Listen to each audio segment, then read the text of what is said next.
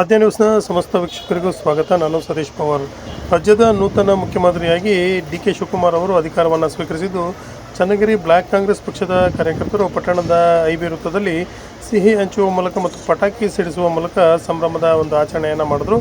ಈ ಸಂದರ್ಭದಲ್ಲಿ Channagiri block Congress ಅಧ್ಯಕ್ಷರಾದಂತಹ CH Srinivas ಈ ಕಾರ್ಯಕ್ರಮವನ್ನು ಕುರಿತಂತೆ ಮಾತನಾಡಿದರು. ಹಾಗೆಯೇ ನೂತನ ಮುಖ್ಯಮಂತ್ರಿಗಳಿಗೆ ಮತ್ತು ಸಚಿವರುಗಳಿಗೆ ಶುಭಾಶಯವನ್ನು ಸಹ ಕೋರಿದರು.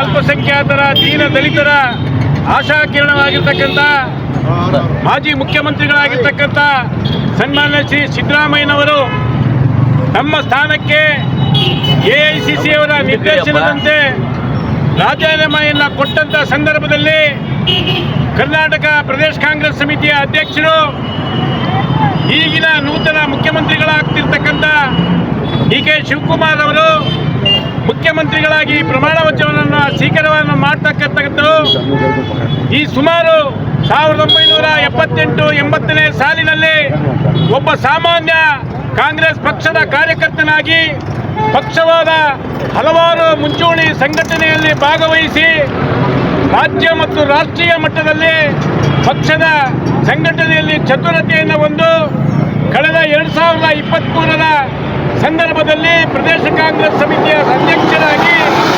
ಸಿದ್ದರಾಮಯ್ಯನವರ ಜೊತೆಗೂಡಿ ಜೋಡೆತ್ತಿನ ರೀತಿಯಲ್ಲಿ ಸಂಘಟನೆಯನ್ನು ಮಾಡಿ ಚುನಾವಣೆಯಲ್ಲಿ 136 ಸ್ಥಾನಗಳನ್ನು ಗೆಲ್ಲುವಂಥ ಶಕ್ತಿಯನ್ನು ಈ ಜೋಡಿ ಮಾಡಿದ್ದು, AICC ಅವರು ಆ ಎಲ್ಲ ಕಾರ್ಯಗಳನ್ನು ಪರಿಗಣಿಸಿ 2 ವರ್ಷಗಳ ಕಾಲಾವಧಿಗೆ ಮುಖ್ಯಮಂತ್ರಿಗಳಾಗಲಿಕ್ಕೆ ಅವಕಾಶವನ್ನು ಮಾಡಿಕೊಡಬೇಕು ಅಂತೇಳಿ ಮಾನ್ಯ ಸಿದ್ದರಾಮಯ್ಯನವರಲ್ಲಿ ಮನವಿಯನ್ನು ಮಾಡಿದಾಗ ಇಡೀ ದೇಶ ಮೆಚ್ಚುವಂಥ ರೀತಿಯಲ್ಲಿ ತಮ್ಮ ಮುಖ್ಯಮಂತ್ರಿ ಸ್ಥಾನಕ್ಕೆ ರಾಜೀನಾಮೆಯನ್ನು ನೀಡಿ ಇಡೀ ಭಾರತಕ್ಕೆ ಹೆಮ್ಮೆಯ ಸುಪುತ್ರರಾಗಿರ್ತಕ್ಕಂಥ ಸನ್ಮಾನ್ಯ ಶ್ರೀ ಸಿದ್ದರಾಮಯ್ಯನವರು ಕರ್ನಾಟಕದ ಅಲ್ಲದ ಇಡೀ ದೇಶದ ಇತಿಹಾಸದಲ್ಲಿ ಒಬ್ಬ ರಾಜ್ಯದ ಮುಖ್ಯಮಂತ್ರಿ ಯಾವ ರೀತಿಯಲ್ಲಿ ತತ್ವ ಸಿದ್ಧಾಂತಕ್ಕೆ ಬದ್ಧನಾಗಿ ಪಕ್ಷದ ಹೈಕಮಾಂಡ್ಗೆ ಬದ್ಧನಾಗಿ ರಾಜೀನಾಮೆಯನ್ನು ಕೊಟ್ಟು ಮುಂದುವರಿದ ಸರ್ಕಾರವನ್ನು ನಡೆಸಬೇಕು ಅಂತಕ್ಕಂಥ ಒಂದು ಮೈಲಿಗಲ್ಲನ್ನು ನೀಡಿರ್ತಕ್ಕಂಥ ಸಿದ್ದರಾಮಯ್ಯನವರಿಗೆ